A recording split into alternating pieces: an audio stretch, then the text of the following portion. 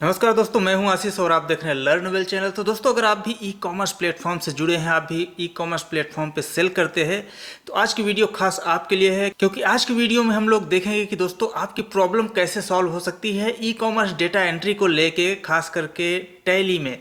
तो आज हम लोग यूज करेंगे दोस्तों टैली प्राइम 5.1 और हेल्प लेंगे चैट जीपीटी की। चैट जीपीटी आपको बताएगा कि सबसे अच्छा प्लेटफॉर्म, सबसे अच्छा ई कॉमर्स डेटा इंपोर्ट यूटिलिटी किसकी है, और अपन सर्च करके फिर उसी को यूज करके देखेंगे। तो चलिए देखते हैं दोस्तों। सबसे पहले ओपन करते हैं चैट जीपीटी को। आप खुद ओपन करके देख सकते हैं, चेक कर सकते हैं। चैट जीपीटी एक एआई टूल है जो आपको बहुत सारी जानकारियाँ देता है, अलग अलग तरीके की चीज़ें आपको बताता है। तो मैंने इसमें टाइप किया दोस्तों, which is best Excel to Tally e commerce data import utility. तो चैट जीपीटी आपको सजेस्ट करेगा, क्योंकि एक एआई टूल है, इसमें जो भी आपका डेटा फीड होता है उसके हिसाब से ये आपको सजेस्ट कर देता है कि कौन सा आपका नंबर 1 चल रहा है, कौन सा क्या है दोस्तों। तो अभी आप देख सकते हैं कि when selecting an Excel to Tally e commerce data import utility, it is essential to consider factors such as compatibility with the your Tally version, support for version e commerce platform, easy to use and the ability handles complex transactions. They are some notable utilities to consider. तो दोस्तों आप यहाँ पे देख सकते हैं कि आपको चैट जीपीटी सजेस्ट कर रहा है दोस्तों, ठीक है, कि किस तरीके से कौन सी यूटिलिटीज़ हैं जो आप यूज़ कर सकते हैं ई कॉमर्स डेटा इंपोर्ट करने के लिए। और दोस्तों आप ऊपर देखेंगे कि ये दोनों जो यूटिलिटीज़ है ये आपको कहाँ से मिल रही है, learnwells.com पे। ये learnwells.com पे दोनों यूटिलिटीज़ है दोस्तों। ये वाली जो यूटिलिटी है नीचे जो दिख रही है आप ERP9 के लिए है। तो अगर आपका टैली ERP9 भी है तो भी आप इसको यूज़ कर सकते हैं। और ये टैली प्राइम 3.4 जो दिखा रहा है ये भी तो आप यूज ही कर सकते हैं। फिलहाल मैं आपको दिखाऊंगा टैली प्राइम 5 के लिए। तो आपके पास में दोस्तों कोई सी भी टैली हो, सारी चीज़ें अपने पास में अवेलेबल हैं। आपको ये सभी टूल्स दिए जाएंगे, आप जब चाहें तब आपका डेटा इंपोर्ट कर सकते हैं। तो चलिए मैं इसको ओपन करता हूं दोस्तों कि ये क्या बोल रहा है, यहाँ पे कौन सी यूटिलिटी सजेस्ट कर रहा है। तो मैं चलता हूं दोस्तों, यहाँ पे learnwells.com पे मैं क्लिक करता हूं और आप यहाँ पे देख सकते हैं कि ये दोस्तों मेरी वेबसाइट ओपन हो चुकी है। यहाँ पे टैली प्राइम 3.4 के लिए लिखा हुआ भले है, लेकिन ये वर्जन आपका 3, 4, 5 तीनों में ही वर्क करता है। लेकिन फिलहाल मैंने इसको और ज़्यादा अपग्रेड कर दिया, और ज़्यादा अपडेट कर दिया दोस्तों। और आप यहाँ पे देख सकते हैं कि ये मैं आपके लिए लेके आ चुका हूँ टैली प्राइम 5 के लिए। आपका ई कॉमर्स डेटा कोई सा भी हो दोस्तों, अमेजॉन, फ्लिपकार्ट, मीशो, मिंत्रा, कोई सा भी डिटेल में आपको मैं दिखाता हूँ, कोई सा भी आपका डेटा हो, ये सभी डेटा आप इम्पोर्ट कर सकते हैं।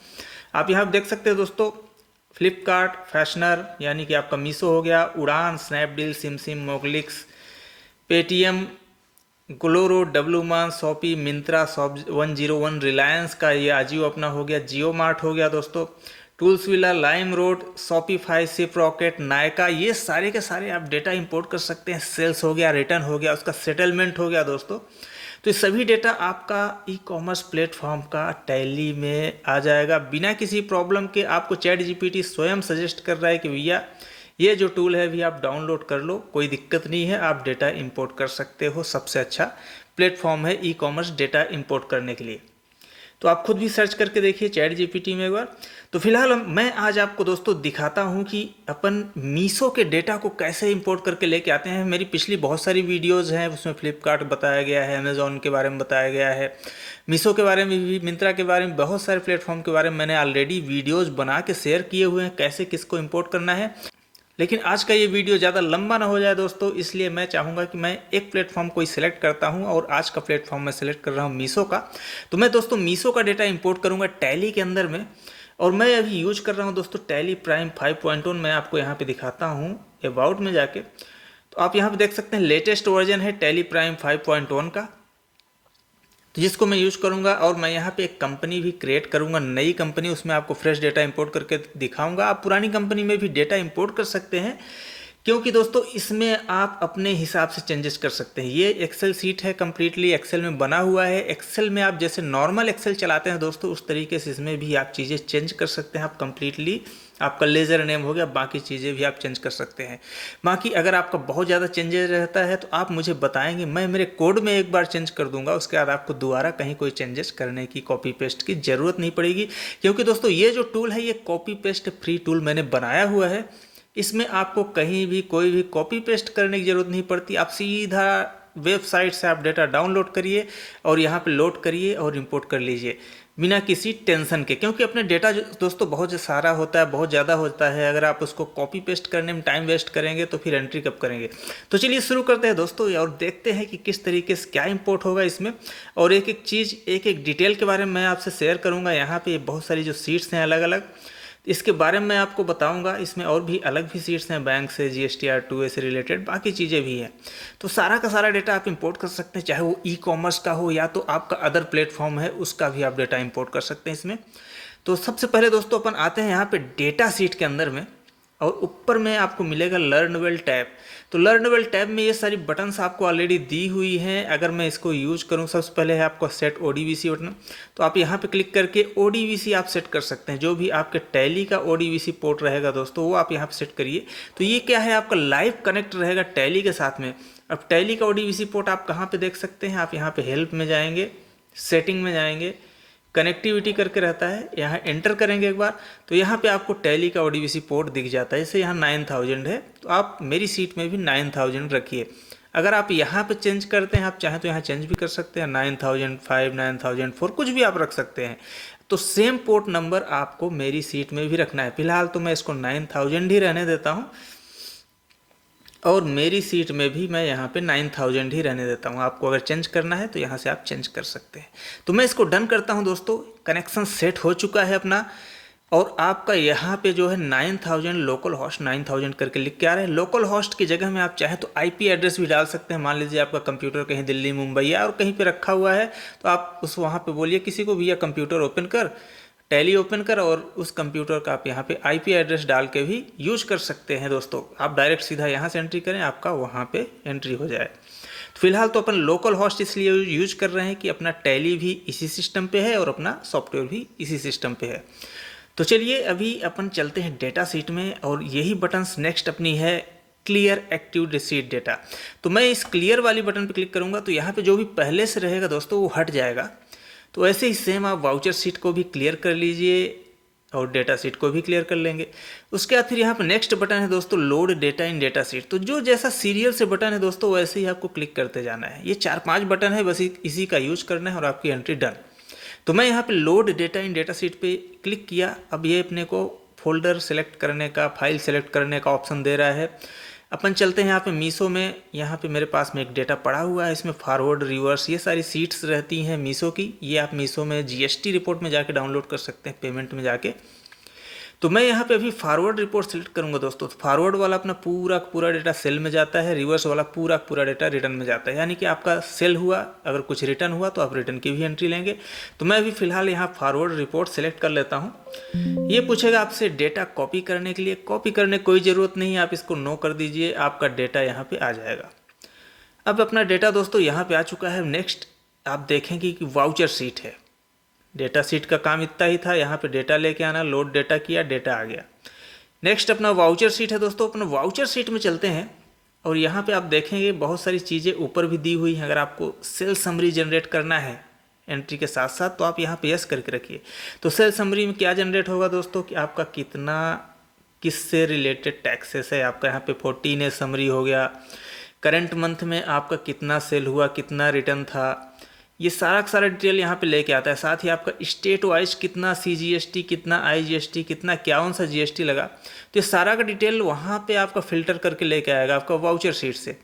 ये सेम डिटेल आपका टैली में भी दिखता है GST रिपोर्ट में एंट्री होने के बाद में। ठीक है, अपन यहाँ पे यस करके रख सकते हैं। अगर आप समरी जनरेट नहीं करना चाहते तो यहाँ नो का भी ऑप्शन दिया हुआ है। तो फिलहाल मुझे यस करके रखना है दोस्तों, मुझे समरी भी चाहिए साथ साथ ही। अब यहाँ पे next button pick data from data sheet करके है दोस्तों। यानी कि आपका डेटा सीट से पिक कर लेगा इस डेटा को इस वाउचर शीट में। तो मैं यहाँ पे pick data from data sheet पे क्लिक करूँगा। अब आप देखेंगे कि यहाँ पे सारा डिटेल लेके आ गया। अब इसमें जो जीएसटी रजिस्ट्रेशन डिटेल आ रहा है दोस्तों, इस रजिस्ट्रेशन डिटेल को आप यहाँ पे भी फिल करके रखेंगे। और अगर आपके एक से ज़्यादा रजिस्ट्रेशन है, मान लीजिए बहुत सारे लोगों का बहुत सारे रजिस्ट्रेशन रहते हैं, तो आप इसके नीचे उन सभी रजिस्ट्रेशन डिटेल्स को डाल के रखेंगे दोस्तों। ये मल्टी जीएसटी रजिस्ट्रेशन डिटेल यहाँ पे आपको फिल करके रखना है। अगर आपके मल्टी जीएसटी है, सिंगल जीएसटी है तो जैसा अभी मैंने सिंगल जीएसटी फिल करके रखा वैसा आपको रखना है। तो ये डिटेल अपना दोस्तों यहाँ पे उठ के आ जाता है। ठीक है, अब आप देखेंगे यहाँ पे चेक करेंगे, अपना डेट आ गया, वाउचर नंबर आ गया, ये सारे डिटेल आ गया, ऑर्डर रेफरेंस नंबर वगैरह उठा लिया। अब इसमें डिलीवर आरटीओ भले लिखा हुआ है लेकिन फॉरवर्ड रिपोर्ट है तो पूरा सेल में जाएगा। और यही सेम रिपोर्ट आपका जिसमें कैंसिल और आरटीओ रहेगा और रिवर्स के थ्रू हम लोग रिटर्न में लेते हैं। अब यहाँ पे ओन वाउचर टाइप है तो आप चाहें तो यहाँ पे सेल्स की जगह में मीसो सेल्स कर सकते हैं। इस तरीके से चीज़ें का आप चेंज कर सकते हैं। चलिए कि मैं इसमें टैली में क्रिएट ही कर लेता हूँ एक कंपनी, तो उसमें अपन और अच्छे से समझेंगे इसको। तो मैं इधर कुछ भी एक नाम दे रहा हूँ। ठीक है, एक मैंने इस कंपनी ऐसा कुछ कंपनी एक मैंने क्रिएट कर लिया। यहाँ पे मैं डिटेल फिल कर दूंगा, जो भी मेरे कंपनी का डिटेल है। इधर मैं जीएसटी नंबर वगैरह सब अपडेट कर देता हूँ।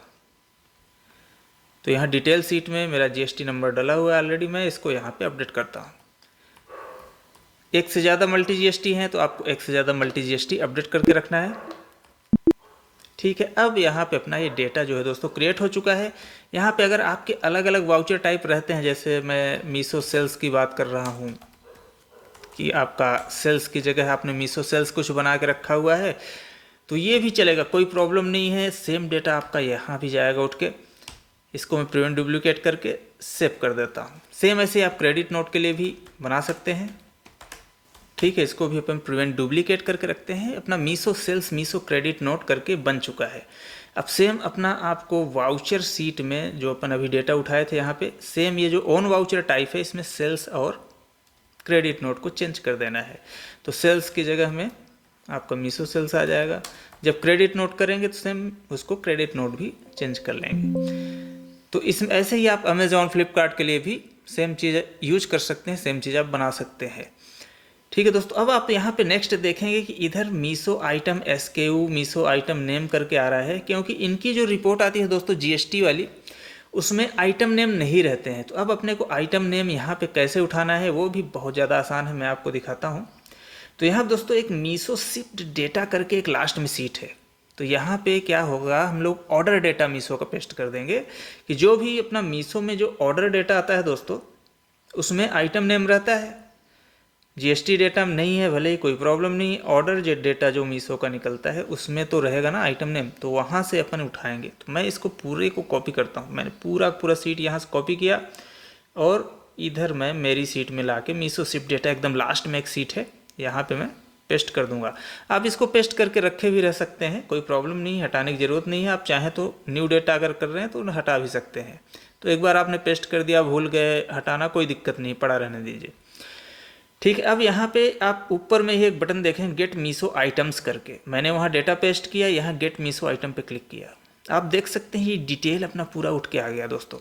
तो ये सारा आइटम का डिटेल उठ के आ गया, क्वांटिटी, बाकी चीज़ें, रेट वगैरह, ये सब चीज़ें, एचएसएन कोड वगैरह पहले से ही आ रही थी, जीएसटी रेट वगैरह हो गया, टैक्सेबल वैल्यू क्या कैसा है, ये सारा जीएसटी डिटेल, सीजीएसटी में कौन सी एंट्री जानी है, आईजीएसटी में कौन सी एंट्री जानी है, कौन से स्टेट का सप्लाई है, स्टेट भी ये सुधार के लेके आ जाएगा। तो आप देखेंगे कि कैसे सुधारता है स्टेट को। अब आप देखेंगे कि यहाँ पे जो बायर एड्रेस लिखा हुआ है इसमें जम्मू एंड कश्मीर है। जो ओरिजिनल डेटा मीसो का आता है उसमें एंड इस तरीके से लगा रहता है, कुछ स्टेट्स का मिस्टेक रहता है। लेकिन जब यहाँ पे ये स्टेट में ये डेटा उठाएगा तो इसको इस सुधार के उठाता है। यहाँ पे आप देखेंगे जम्मू एंड कश्मीर जो ओरिजिनल स्टेट का नेम है टैली के अंदर, उसके हिसाब से लेके आ गया। तो इसी तरीके से बाकी भी स्टेट को सुधार के लेके आता है, साथ में अपना कंसाइनी डिटेल वगैरह सभी चीज़ें आ जाती है दोस्तों। अब इसमें हम लोग नेक्स्ट जो बटन है उसका यूज करेंगे। अपना डेटा फिल हो गया, यहाँ पे अपने वाउचर टाइप जो चेंज करना कर लिया, अपना आइटम नेम भी आ गया दोस्तों। नेक्स्ट बटन है वैलिडेट का, अपना वैलिडेट बटन यूज करेंगे। ये डिटेल्स को वैलिडेट कर देता है कि कौन सी एंट्री में कितने आइटम्स हैं, क्या होने वाला है, क्या कैलकुलेशन है, जीएसटी का कैलकुलेशन, सारी चीज़ें कैलकुलेट करता है आपका सिर्फ इस वैलिडेट बटन पे क्लिक करने से। उसके बाद फिर नेक्स्ट है दोस्तों post master post voucher button. तो आप इन बटन्स का यूज करके एंट्री तुरंत ही कर सकते हैं। अभी मेरा टैली ओपन है, बस मैं यहाँ पे पोस्ट मास्टर पे क्लिक करूँगा, अपनी एंट्री इधर हो जाएगी। तो अभी मैं एक बार आपको दिखाता हूँ कि अपने अभी ना तो कोई स्टॉक आइटम बने हैं इसमें, एकदम न्यू फ्रेश सीट है। अल्टर में जाके दिखा देता हूँ। पहले से कुछ नहीं है इसमें, सब खाली है। यहीं सब कुछ डायरेक्ट क्रिएट होगा। ये क्या करता है दोस्तों, मान लीजिए अगर आप पुरानी टैली में अपने यूज कर रहे हैं तो ये क्या है, पहले चेक करेगा आपके टैली के अंदर में कौन सा डेटा है, पहले से वो चेक करता है। और अगर न्यू डेटा है तभी उसको क्रिएट करता है, जो पहले से है आपके टैली में उसको छोड़ देता है। तो यहाँ पर जब भी अपन पोस्ट मास्टर क्लिक करेंगे, अब ये पूछेगा कि आप XML के थ्रू एंट्री करना चाहते हैं तो यस करिए, डायरेक्ट पोस्ट करना है तो नो करिए। तो डायरेक्ट पोस्ट करेंगे अपन, नो करेंगे, अपने मास्टर जो है एंट्री हो जाएगी टैली में। तो ये क्या है, चेक करके ही एंट्री करता है कि आपके जो भी टैली में पहले से मास्टर बने हैं उसको नहीं क्रिएट करेगा, जो न्यू मास्टर रहेंगे उसी को क्रिएट करेगा। अगर आप देखें तो यहाँ पे HSN कोड, बाकी सारी चीज़ें सब कुछ लेके आता है, SKU वगैरह सब, आइटम नेम वगैरह सब कुछ लेके आ जाता है, GST परसेंटेज। तो आपको कहीं कोई प्रॉब्लम नहीं आएगी, कुछ भी करने की ज़रूरत नहीं है। आपने देखा सीधा वैलिडेट करके आपने पोस्ट मास्टर कर लिया, जो भी था इसने सर्च किया टैली में और अपना क्रिएट कर दिया। नेक्स्ट बटन पोस्ट वाउचर की है, वाउचर भी पोस्ट कर देते हैं। पोस्ट वाउचर पर मैंने क्लिक किया, सेम वही विंडो ओपन हुआ। अब मुझे डायरेक्ट पोस्टिंग करना है, अपना टैली ओपन है ही, तो मैं यहाँ पे नो पे क्लिक करूँगा। ये अपने को XML से नहीं डायरेक्ट पोस्ट करना है। तो अब आप देखेंगे कि ये क्या है, लाइव एंट्री करते रहता है दोस्तों। आप चाहें तो यहाँ छोटे मोटे काम अपने कर सकते हैं। तो आप देखेंगे स्पीड इसकी बहुत ज़्यादा है, बहुत फास्ट करता है, बहुत अच्छे से काम करता है, फटाफट आपकी एंट्रीज कंप्लीट कर देगा। स्पीड के मामले में इसको कोई नहीं पाएगा, नंबर 1 स्पीड इसकी है अभी जो मैंने टेलीप्राइम 5 के लिए क्रिएट किया हुआ है। और आपका टेलीप्राइम 5 ही नहीं, अगर आप टेलीप्राइम 3, 4 कोई सा भी वर्जन यूज करते हैं, सब में ये चलता है। तो ये अपनी दोस्तों एंट्रीज जो है ये कंप्लीट हो गई। यहाँ पे आप देख सकते हैं सारी की सारी एंट्री सेल्स वाली आ चुकी है। अगर मैं एक एंट्री ओपन करूँ तो कुछ इस तरीके से आती है। इसमें जो भी आप मैनुअल एंट्री करते हैं, आपका स्टेट वगैरह सारा कुछ डल के आएगा। और ये इस तरीके से आइटम डिटेल, कितना क्या पीस सेल हुआ, कितना क्या उसकी वैल्यू है, नरेशन वगैरह सब कुछ अपडेट हो जाता है। साथ में आपका बिल रेफरेंस भी डल जाता है। इसमें बिल वाइज रेफरेंस डालने का ही अपना अलग ही एक महत्व है, क्योंकि आपको इसमें पता चलते रहता है कौन से बिल का अमाउंट आना अभी पेंडिंग है। ठीक है दोस्तों, तो ये तो अपना हो गया एक सेल की एंट्री। अपन सेम रिटर्न की भी एंट्री करते हैं। इसको मैं क्लियर कर देता हूँ। अब यहाँ डेटा सीट को भी मैं क्लियर कर देता हूँ। अब डेटा सीट में रिटर्न वाला भी लोड करूँगा। लोड किया मैंने, रिवर्स वाली सीट रिटर्न की रहती है, यहाँ पे मैंने इसको नो कर दिया, अपनी सीट आ गई। अब सीट आने के बाद वाउचर में आ गए, इधर भी क्लियर कर ही दिए हैं, यहाँ पिक कर लेंगे। अब आप देखेंगे कि अपना रिटर्न का डेटा भी आ गया। अब जो सेल्स लिखा हुआ था उसकी जगह क्रेडिट नोट लिखा है, इसको भी आप चेंज कर सकते हैं, जैसा अभी हमने वाउचर टाइप बना के रखा था। तो यहाँ पे मैं क्रेडिट नोट की जगह में मीशो क्रेडिट नोट कर देता हूँ। तो मीशो क्रेडिट नोट किया, इसको रिप्लेस कर देता हूँ, चेंज हो गया, यहाँ पे कोई दिक्कत नहीं है। अब नेक्स्ट अपना आइटम नेम उठाना ही है, यहाँ पे गेट मीशो आइटम किए, आइटम नेम चेंज हो गया। अब इसमें आप देखेंगे कुछ में नॉट फाउंड करके लिखा हुआ है दोस्तों। यहाँ पे जो नॉट फाउंड वाला है आपका पिछले मंथ का रहता है, तो आप इसको चेंज कर लीजिए। आपका डेटा यहाँ पे डालेंगे दोबारा, ये जो मीशो शिप डेटा वाली सीट है, तो यहाँ पे आप 2 महीने का अपना डेटा डाल दीजिए। जो आपका ऑर्डर डेटा है दोस्तों, जैसे यहाँ पे 1 महीने का अभी डला हुआ है, तो इसकी प्रीवियस मंथ का, पिछले महीने का भी 1 मंथ का और डाल दीजिए। तो यहाँ पे जो भी नॉट फाउंड वाले हैं तो यहाँ पे फाइंड कर लेगा। ठीक है, तो अब ये जो प्रीवियस मंथ के रिटर्न हुए हैं वो उसमें नॉट फाउंड लिखा हुआ है। तो इस तरीके से फिर से आप गेट मीशो आइटम पे क्लिक करेंगे तो यहाँ पे चेंज करके लेके आ जाएगा, कोई प्रॉब्लम नहीं है। अभी मैं इसी के हिसाब से वैलिडेट करके अभी क्रिएट कर देता हूँ। तो मैंने वैलिडेट किया दोस्तों, यहाँ पे मैं पोस्ट मास्टर कर देता हूँ। तो इससे होगा क्या, जो भी आइटम कुछ बचे रहे होंगे, जो बने नहीं होंगे, टैली में बन जाएंगे। उसके बाद फिर पोस्ट वाउचर करेंगे और अपनी एंट्री जो है टैली में हो जाया करेगी। तो अब एक बार अगर मैं चेक करूँ यहाँ पे,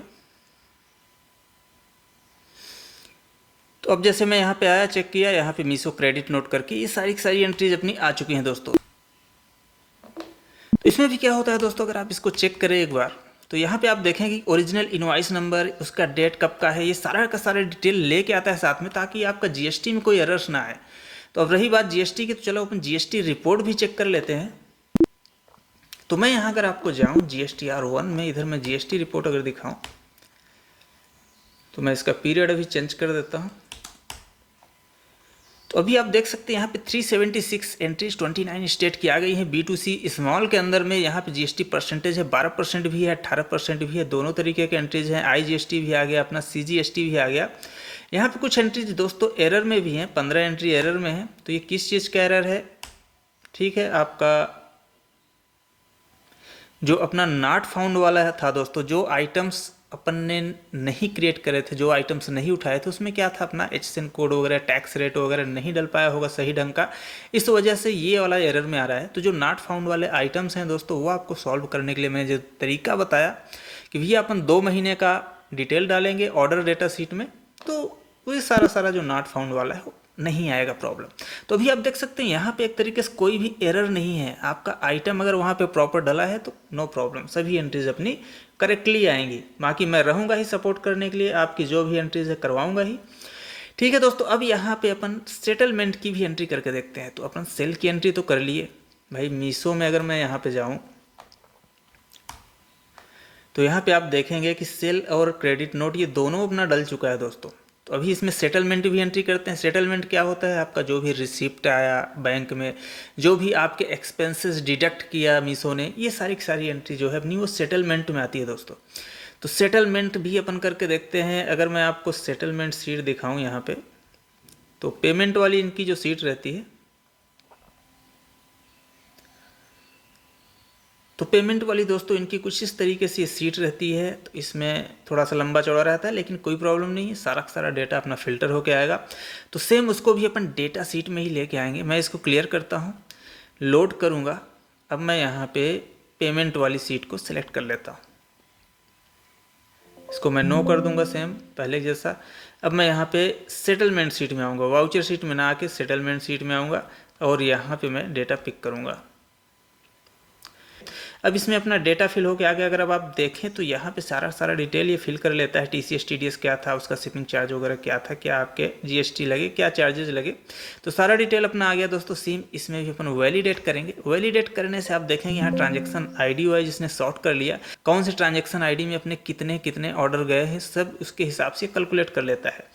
और वैलिडेट करने से यहाँ लास्ट में भी ये सारे कैलकुलेशन लेके आता है कि इसको क्या क्रिएट करना है, क्या नहीं करना है, क्या बिल डिफरेंस डालना है, क्या नहीं डालना है। तो ये सारा कैलकुलेशन दोस्तों ऑटोमेटिक होता है, आपको कहीं कोई दिक्कत नहीं आएगी। इसको भी सेम अपन पोस्ट मास्टर करते हैं, तो जो भी अपने मास्टर रहेंगे वो क्रिएट हो जाएंगे टैली के अंदर, लेजर्स वगैरह। और सेम इसको अपन पोस्ट वाउचर करके एंट्री कर लेंगे। तो अब चलिए अपन पोस्ट वाउचर करते हैं। यहाँ पर मैं पोस्ट वाउचर पर क्लिक करता हूँ और ये अपनी एंट्री कंप्लीट हो जाएगी। अब इसमें कुछ एरर आएगा तो आपको यहाँ पे एरर भी पता चलता है। इसी लाइन में आपका अगर कुछ एरर रहेगा तो आपको एरर भी इसमें पता चल जाएगा। ठीक है, अब एक बार चेक करते हैं दोस्तों अपनी एंट्रीज कौन सी आई, कौन सी नहीं आई, वो कौन से मंथ का सेटलमेंट था, एक बार मैं चेक कर लेता हूँ। यहाँ पे उस डेट में मैं चेक करता हूँ। जैसे अक्टूबर का था अपना, तो मैं अक्टूबर मंथ में इसको ओपन कर देता हूँ। तो अब आप देख सकते हैं दोस्तों यहाँ पे अपने बैंक में क्या अमाउंट गया, क्या अमाउंट अपना डिडक्शन हुआ, सारा डिटेल आ जाता है। इसमें जैसे आप देखेंगे कि इतना अमाउंट बैंक में गया, ये अपना ऑर्डर नंबर हो गया, ये उसका बिल डिफरेंस है। और सेम ऐसे ही आपका जो भी एक्सपेंस से रिलेटेड डिटेल रहेगा उसमें भी दोस्तों इस तरीके से एंट्रीज जो है अपनी आ जाती है। तो इसमें आपका TCS TDS बाकी एक्सपेंस GST वगैरह सब कुछ आ जाएगा। और इसका फ़ायदा क्या रहता है दोस्तों, अगर आप यहाँ पे, अगर मैं इसको पूरा डेटा ओपन करूं और यहाँ पे आपको बिल वाइज डिटेल में अगर जाके आप देखें तो यहाँ पे आपका बिल वाइज डिटेल भी दिखता है कि कितना बिल आपका पेंडिंग है, अभी जो पैसा आना बचा हुआ है। तो इससे आपको एक परफेक्ट एक व्यू मिल जाता है कि भैया अभी अपने को मीशो से इतना पैसा लेना बचा हुआ है। तो दोस्तों इस तरीके से आप एंट्री इंपोर्ट कर सकते हैं। इस यूटिलिटी का यूज करके आपको ये यूटिलिटी अगर रिक्वायर है तो आप ज़रूर कॉल करिए दोस्तों। बाकी इसका मैं लिंक डिस्क्रिप्शन में छोड़ दे रहा हूँ, आप वहाँ से भी जाके डाउनलोड कर सकते हैं। तो दोस्तों कैसी लगी वीडियो ज़रूर बताइए कमेंट करके। वीडियो अच्छी लगी हो दोस्तों प्लीज़ लाइक कर दीजिए, शेयर कर दीजिए, और अगर आप चैनल पर नए हैं सब्सक्राइब करके ज़रूर रखिए। तो मिलते हैं दोस्तों नेक्स्ट वीडियो में। Thank you.